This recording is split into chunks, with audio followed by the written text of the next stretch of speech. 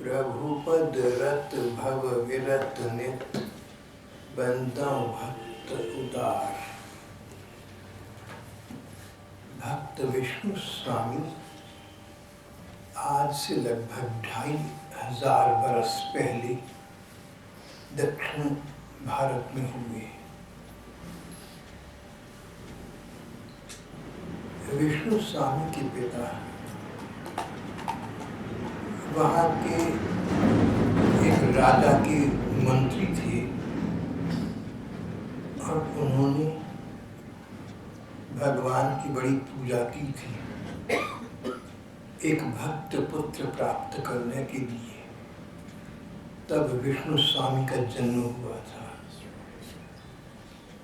परिणाम ये हुआ कि विष्णु स्वामी नाम का ये बालक अपने बचपन से ही अलौकिक गुण लेकर संसार में आया। सुंदर था, प्रतिभाशाली था और अपने शैशव काल में ही इसने धर्म ग्रंथों का पूरा ज्ञान प्राप्त कर लिया।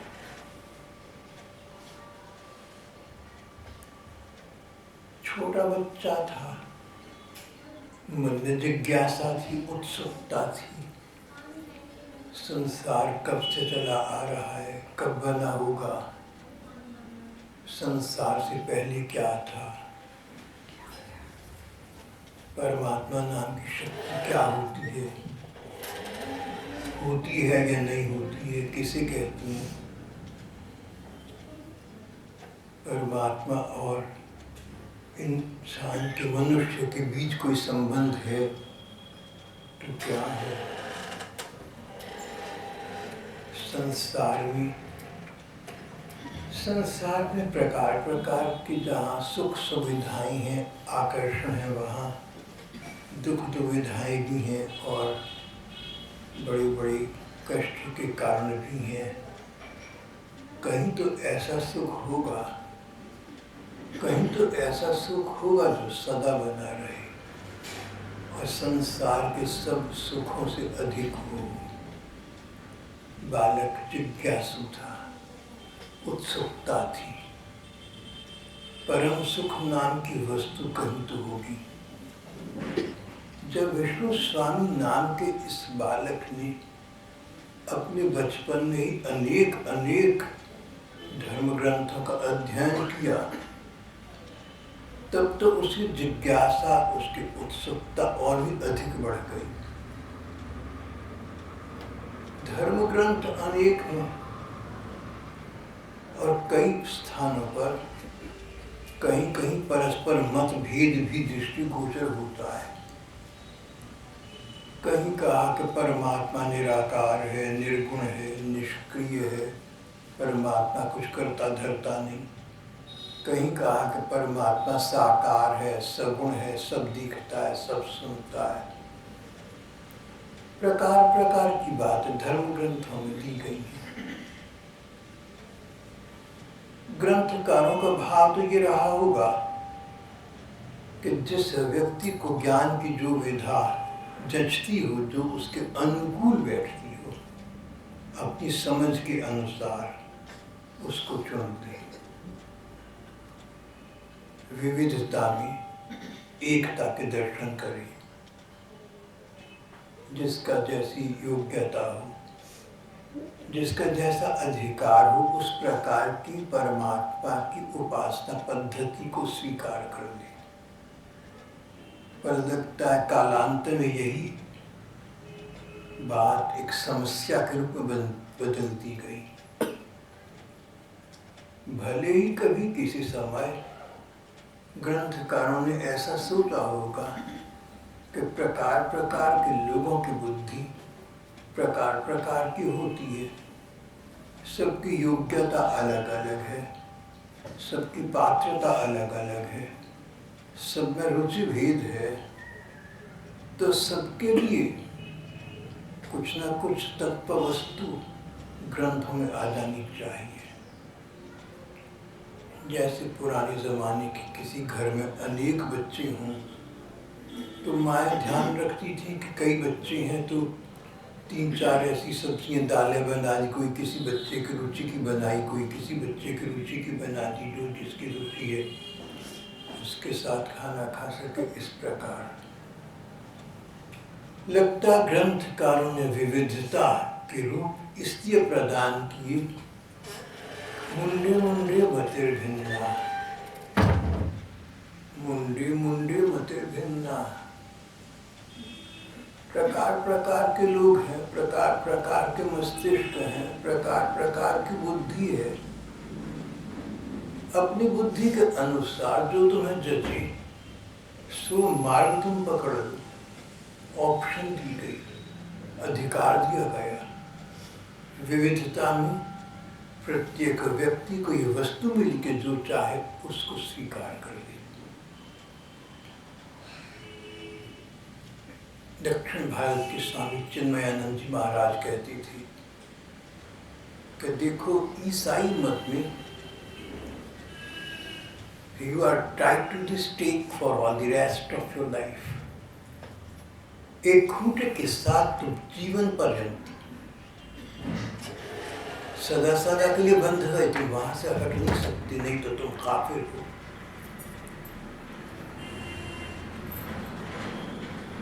और क़यामत के दिन बदकिस्मती का फैसला होगा। चिन्मयानंद जी कहते थे यही बात इस्लाम के बारे में है। You are tied down to the stake for all the rest of your life and you can not cut it down, you can not free yourself from it. तुम अपने धर्म के साथ, धर्म के किसी मत, ग्रंथ या महापुरुष के साथ ऐसे बंध गए हो कि वहाँ से छूटने का, वहाँ से तोड़ने का तुम्हें अधिकार ही नहीं है। और कहीं कोई ऐसा करना चाहे या कर बैठे तो काफिर माना जाएगा।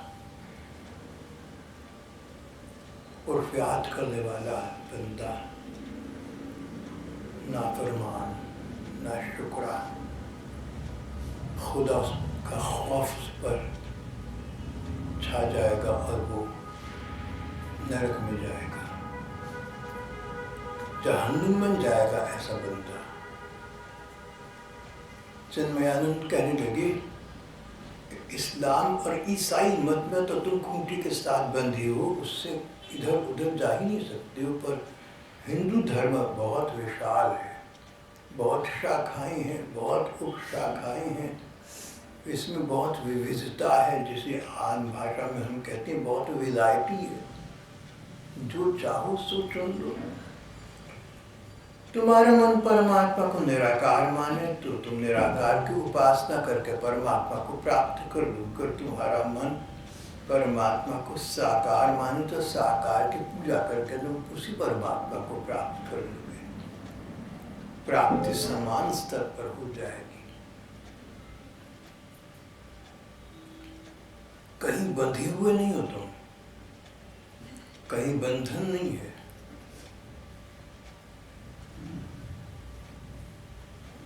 इस प्रकार कभी किसी कल्प के आरंभ में जिस प्रकार की विविधता की सुविधा जनसामान्य को दी गई, समय के प्रवाह के बाद कालांतर में वही सुविधा एक समस्या के रूप में परिणत हो गई। इतना समय कहाँ, आज के लोगों के पास के धर्म ग्रंथ अनेक पढ़े, दर्जनों पुराण, दर्जनों उपनिषद, बड़े बड़े वेद पढ़े और फिर सोचें कि कौन सा मत चुनना है और उसको चुनने, ऐसा तो बड़ा कठिन है। कोई एक बात पता लगे और उस पर चल पड़े। अब तो यहाँ तक हो गया कि इस देश के कई विद्वान, इस ही देश कई विद्वान ऐसा कहने लगे कि ईसाई मत में, इस्लाम मत में एक सुविधा है, एक एक ग्रंथ है, बस वही है।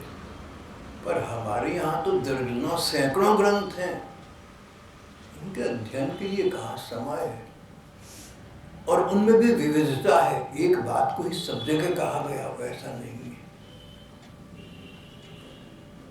तो जिस प्रकार का प्रकार प्रकार के लोगों को अधिकार दिया गया, सुविधा दी गई, वही सुविधा एक समस्या बन गई। अब तो देशवासी चाहते हैं कि एक लक्ष्य, एक मार्ग पता चल जाए, सीधे उस पर चल पड़े, अगर चल सकें सो भी तो भी। हिंदू धर्म ग्रंथों में परमात्म तत्व का जो विवेचन किया गया बड़ी गंभीरता के साथ, प्रकार प्रकार के पंथ, प्रकार प्रकार के मत, बहुत कुछ बताया गया। उनका अध्ययन करके विष्णु स्वामी नाम के इस बालक के मन में जिज्ञासा उत्पन्न हुई कि परम सुख की प्राप्ति का संधान कैसे होगा। भले ही मार्ग अनेक हों, लक्ष्य अनेक हो या एक हो, पर मानव मन की मौलिक चाह, नैसर्गिक वृत्ति, स्वाभाविक इच्छा होती है सुख पाने की। प्राणी मात्र सुख पाना चाहता, और सुख भी ऐसा जो बहुत अधिक हो और कभी समाप्त न होने वाला हो। परम सुख को प्राप्त करने की चाहत प्राणी मात्र के हृदय में निहित है। विष्णु स्वामी छोटे बालक थे जब ये जिज्ञासा जागी कि वो परम सुख क्या है और उसकी प्राप्ति कैसे होगी, बस एक बात पता चल जाए।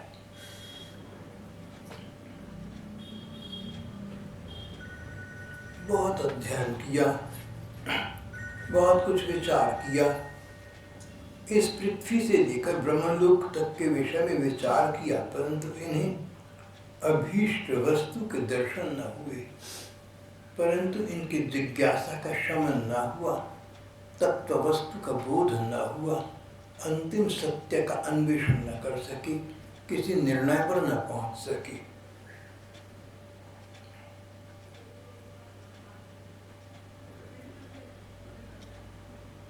यो यदंश सतम भजीत, जो जिसका अंश है वो उसको, उस अंशी को चाहता है।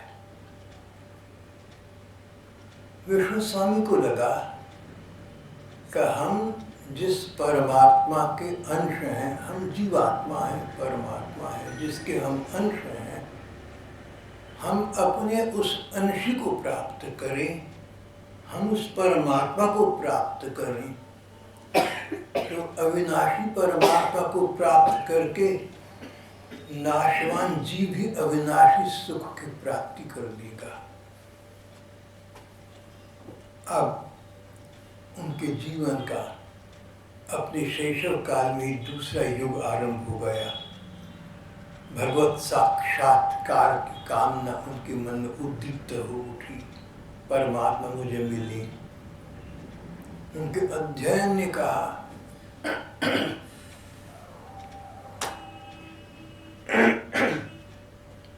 उनके सर्वांगीण अध्ययन ने कहा, उनके बहुविध अध्ययन ने कहा कि एक बात तो निश्चित है कि परमात्मा है, परमात्मा प्राप्त हो सकता है, परमात्मा भक्तवत्सल है, जो परमात्मा को चाहे परमात्मा उसको उसी रूप में चाहता है, और परमात्मा समर्थ है भक्त की उस इच्छा को पूर्ण कर सकता है।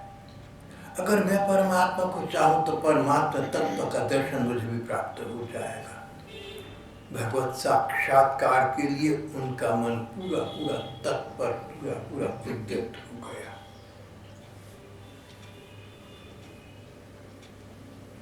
भगवान मिलेंगे ये विश्वास दृढ़मूल हो गया, इनके मन मस्तिष्क पर छा गया।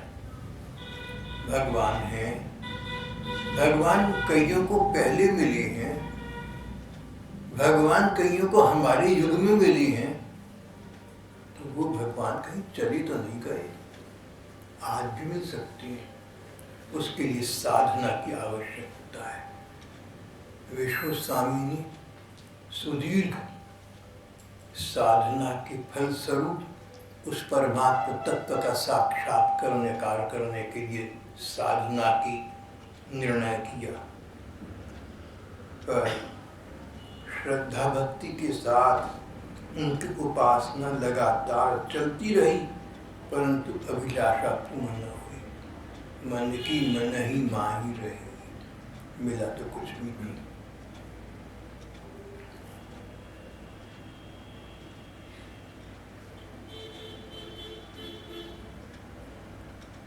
फिर एक दिन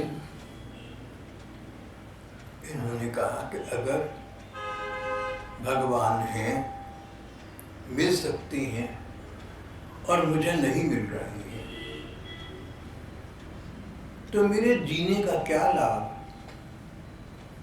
मानव जीवन का लाभ भगवान का दर्शन प्राप्त करने में है। अगर इस जीवन के रहते मैंने भगवत दर्शन प्राप्त न किया तो इस जीवन को मैं विसर्जित कर दूंगा, मैं जीवन से ही त्याग पत्र दे दूंगा, इसका त्याग कर दूंगा। इन्होंने अनशन कर दिया, अन्न जल ग्रहण करना बंद कर दिया।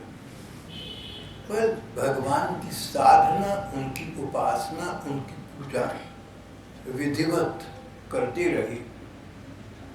6 दिन बीत गए, शरीर शिथिल पड़ गया, पर उत्साह में न्यूनता न आई। 7वें दिन भगवान के न मिलने की इनके व्यथा, इनके मन का कष्ट सहन शक्ति के बाहर हो गया। जीना भार स्वरूप हो गया। एक एक क्षण इन्हें एक एक युग के समान लगने लगा।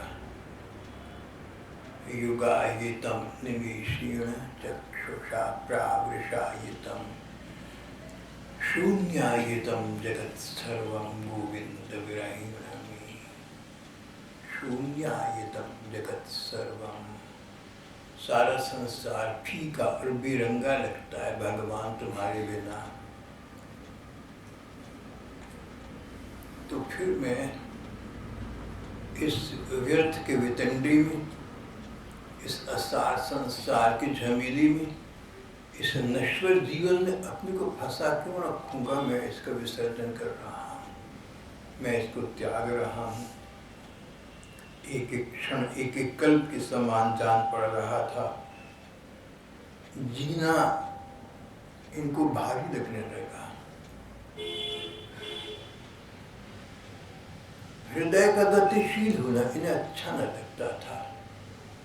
श्वास प्रक्रिया भार प्रतीत होने लगी।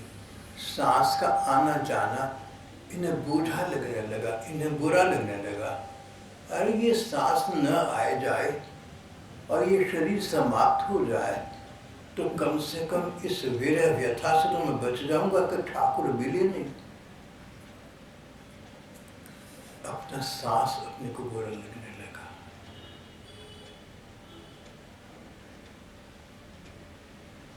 ऐसी स्थिति किसी भक्त हृदय की आज भी आ सकती है।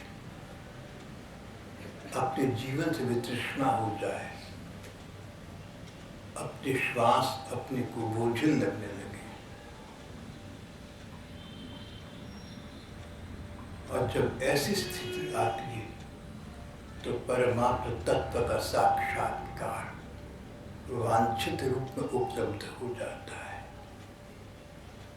विष्णु स्वामी की ऐसी स्थिति आ गई थी।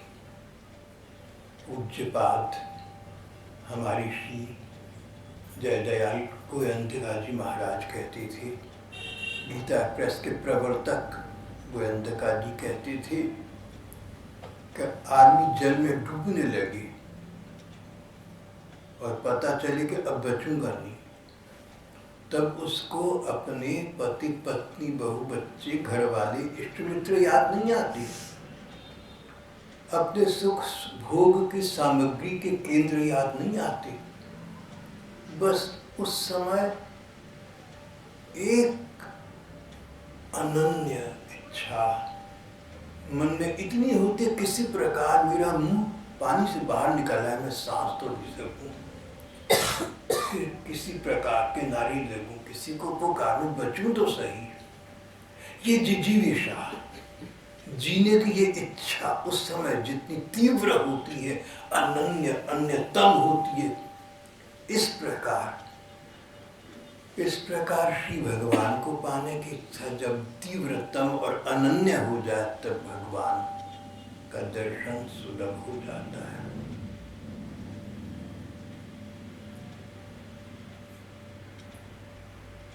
इनकी स्थिति, विश्व स्वामी की ये स्थिति आ गई थी।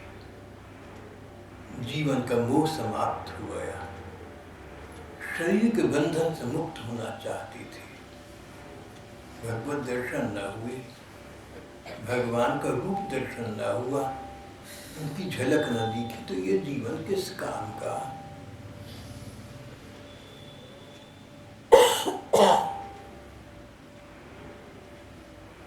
कभी रेडियो पर एक गाना बजा करता था, वो आज पक्का नहीं आ रहा है कि गायिका या कोई अभिनेत्री कहती है कि पिछला सोचती हूँ तो जिंदगी हर पल का हिसाब मांगती है और कहीं कुछ नहीं।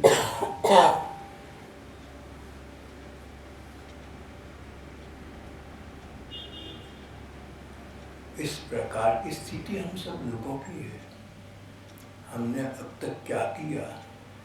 हम अपना लेखा जोखा तो करें, आत्मनिरीक्षण करें, अपने अंदर झांक कर देखें, क्या खोया, क्या पाया, क्या लिया, क्या दिया। अब तक के जीवन के गणित का अध्ययन तो करें, हिसाब तो लगाएं। डेबिट क्रेडिट का तो अकाउंट का स्क्वायर अप करें भैया। कहाँ पहुंची, कहाँ से चली थी, कहाँ पहुंची है, चली भी थी कहीं या अभी तक चले भी नहीं। विष्णु स्वामी प्रकार प्रकार के विचारों से आक्रांत हो रहे थे और अंततः उन्होंने जीवन का मोह त्याग दिया। परमात्म तत्व के साक्षात्कार के लिए, भगवान का दर्शन प्राप्त करने के लिए इस जीवन को समाप्त करने का निश्चय कर लिया।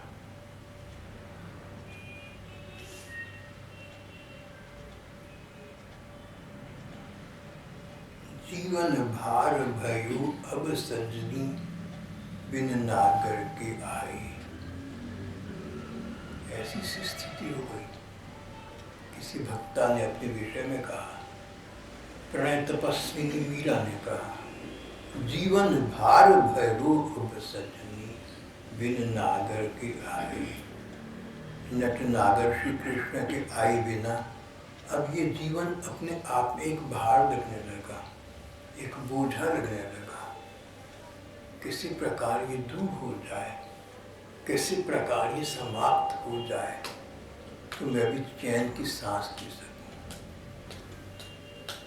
सांस आने बंद हो जाए तो चैन की सांस आएगी। जीवन समाप्त हो जाए तो किसी दूसरे जीवन का कदाचित आरंभ हो जाएगा। हृदय में एक व्यथा है, दिल में एक दुख है, एक कष्ट है, एक क्लेश है, उसका पार पाना असंभव हो रहा है। और अब ये स्थिति आ गई, मैं तो कृष्ण बिना ना जीऊँगी माई। जो अज मोहन मिले न मोही सखी, मरे हो जहर विष खाई। कालकूट विष खाकर मैं अपनी इस जीवन नैया को समाप्त कर दूंगी। मैं तो कृष्ण बिना ना जीऊँगी माई।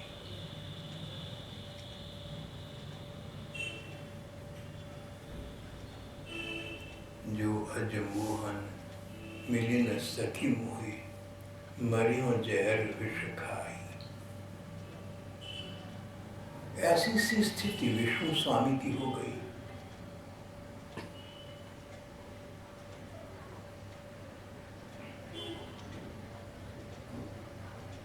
और एक रात ये सोचकर सोई, शरीर जीर्ण हो चुका था, शरीर की ऊर्जा और शक्तियाँ समाप्त हो चुकी थी। अनशन पर थी, खाते पीते कुछ नहीं थे, एक स्थान पर पड़े थे, कोई देखने वाला नहीं, कोई ध्यान देने वाला नहीं। शरीर जीर्ण हो गया, ऊर्जा समाप्त हो गई, और शरीर बिना ऊर्जा के कब तक टिकेगा। अंतकाल आ गया, समीप आ गया, ऐसा लगने लगा। आज रात को निद्रा आई तो वो चिरनिद्रा होगी सदा के लिए।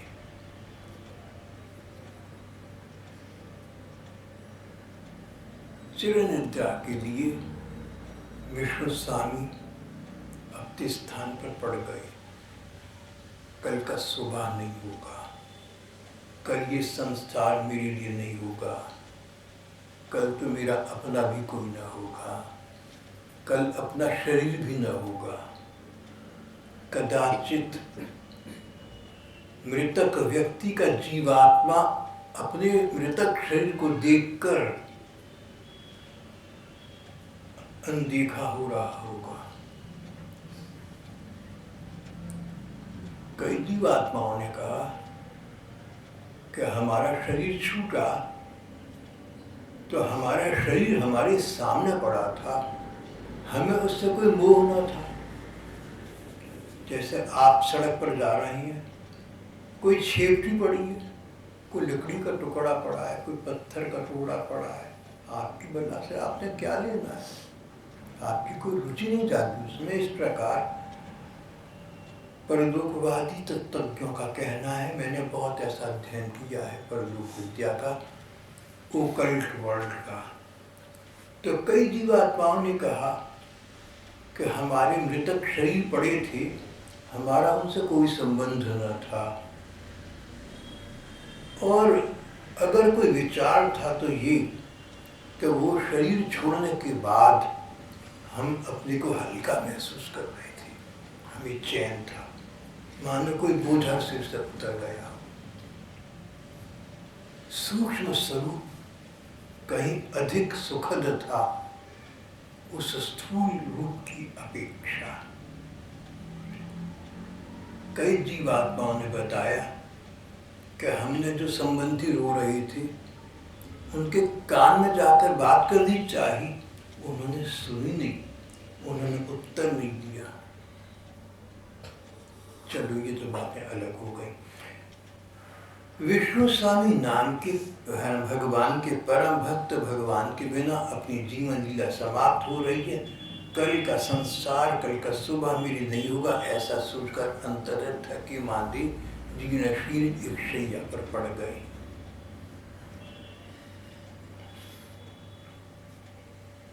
और इसी समय इनका स्थान और इनका हृदय एक अलौकिक प्रकाश से आलोकित हो उठा, जगमगा उठा। आंखें खोलकर देखें तो चारों ओर एक ऐसा प्रकाश जो पहले कभी देखा न था, कभी देखो न सुनो, कभी देखा नहीं, कभी सुना नहीं, अभूतपूर्व, अश्रुतपूर्व, अदृष्टपूर्व।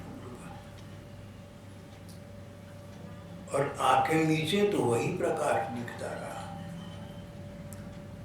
ये हमारे भौतिक नेत्र मानो व्यर्थ हो गए, खुले हों या बंद हों, वो अलौकिक दिव्य प्रकाश बना ही रहेगा।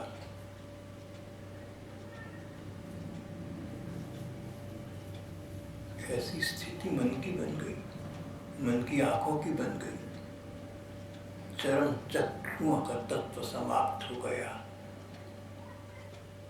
वास्तविक चक्षु, अंतर चक्षु, दिव्य दृष्टि प्राप्त हो गई। भगवान के संसार में असंभव क्या है। और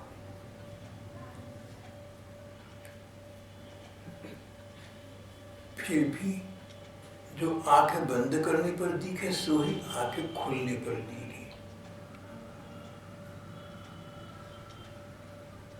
पल के झुकाऊं, पल के उठाऊं तो वही कुछ सामने रहे।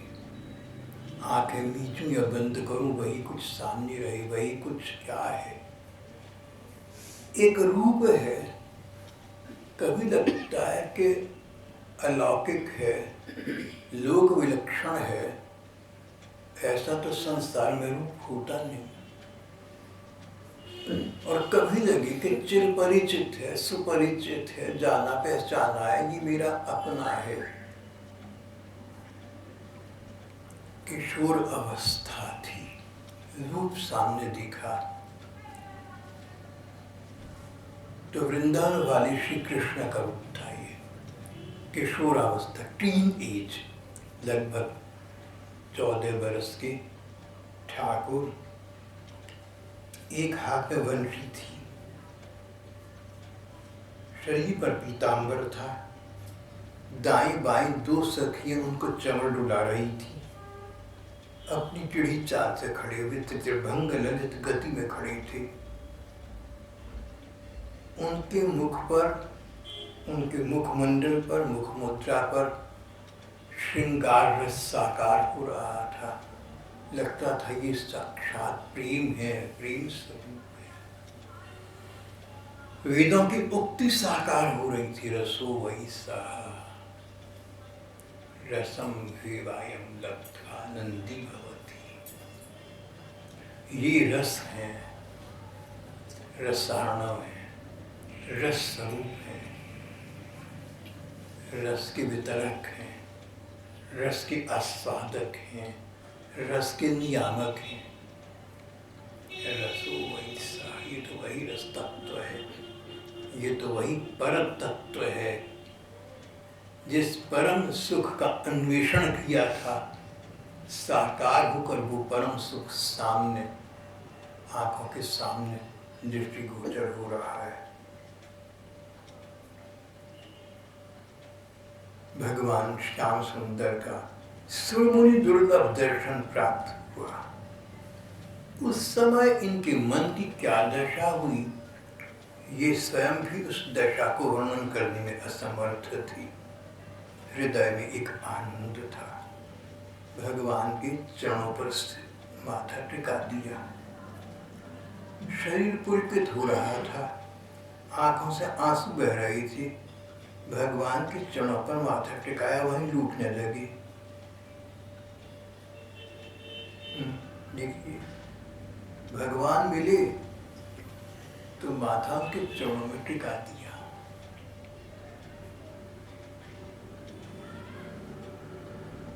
ये संबंध की बातें हैं। किसी का किसी से क्या संबंध है, उसके अनुसार वो उससे मिलता है।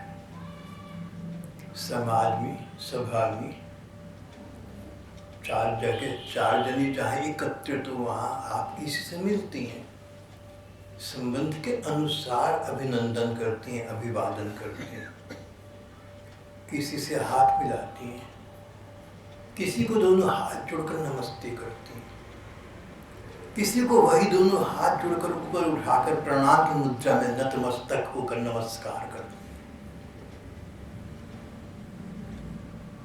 किसी के साथ कैसा, किसी के साथ कैसा अभिवादन अभिनंदन करती हैं।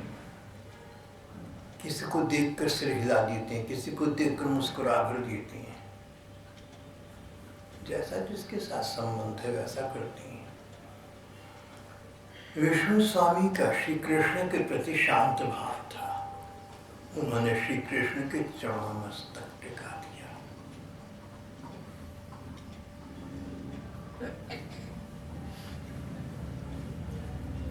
कोई गोपी होती या इस वृत्तांत को पढ़ती तो कलक उठती, अरे कृष्ण सामने है, क्या इसलिए कि मैं मस्तक उनके चरणों में टिकाकर रोने लगूं? श्री कृष्ण तो प्रेम भीम है। गोपी की कलक होती मैं कृष्ण से लिपट जाऊं, कृष्ण मुझे हृदय से लगा ले। लेकिन विष्णु स्वामी शांत भाव के भक्त थे। चरणों में मस्तक टिका दिया, फूट कर वो पड़े, कृष्ण मेरे ठाकुर, मेरे स्वामी, मेरे मालिक, मेरे मौला, बड़ी देर के बाद तो मुझे मिले, देखो तो सही तुम्हारे बिना मेरी क्या स्थिति हो गई। मैं तो पागल हो गया, पीला पड़ गया रंग, पीला पड़ गया रंग बदन का।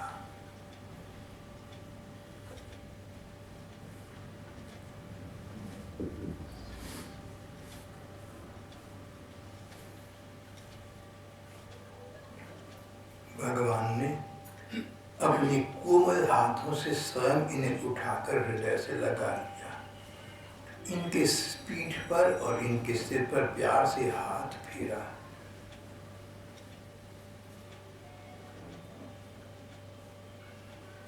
थोड़ी देर बाद विष्णु स्वामी संभली, अंजलि बांधकर दोनों हाथ जोड़कर भगवान की स्तुति करने लगी।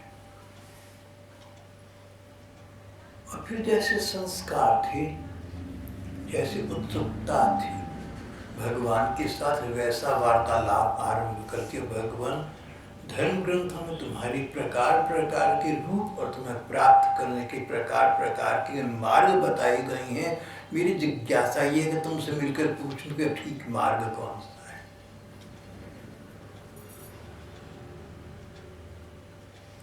एक उपकथा आती है ब्रह्म वैवर्त पुराण में।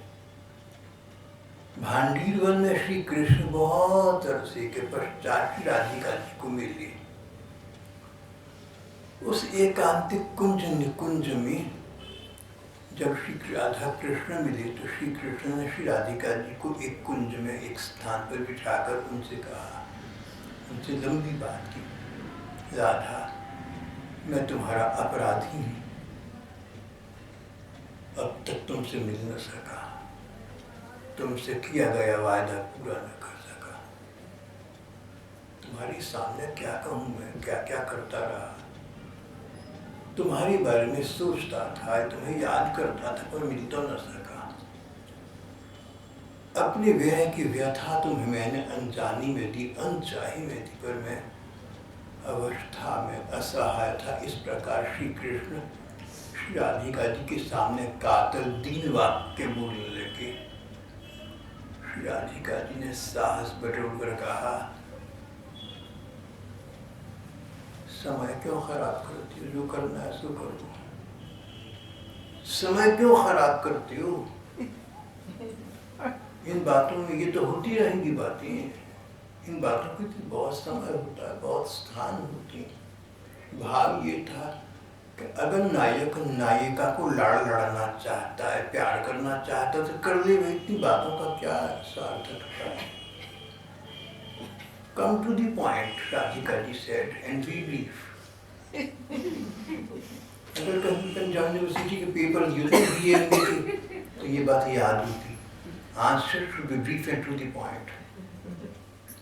अब पढ़े लिखे तो इतने थे नहीं, हमारी आपकी तरह को DMA तो करना नहीं ना, नहीं तो ये पता होता है answer should be brief and to the point. पता नहीं कहाँ की बात है, मैं तेरा अपराधी हूँ, मैं तो क्या कहूँ, मैं तो तेरे आगे बड़ा लज्जित हूँ। आखिर श्री जी को कहना पड़ा छोड़ो ना ये बातें, be brief and come to the point.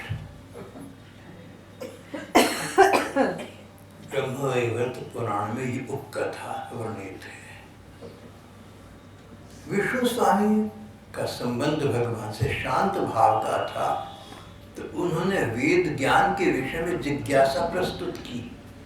भगवान अनेक मार्ग बताए हैं, तुम बताओ कौन सा एक बार तुम्हारे लिए ठीक है। भगवान ने समझाया कि जो मैं तुम्हारे सामने इस समय खड़ा हूँ, मेरे इस रूप को प्राप्त करना, इसका स्मरण करना, इसकी सेवा करना, किसी भी उपाय से हो, किसी भी मार्ग से सब ठीक है। विष्णु स्वामी से भगवान ने साकार उपासना पर बल दिया, उसमें मन लग जाता है, उसको सोचना, समझना, पूजना आसान है। इसलिए शंका छोड़कर सरल भाव से मेरा भजन करो भैया।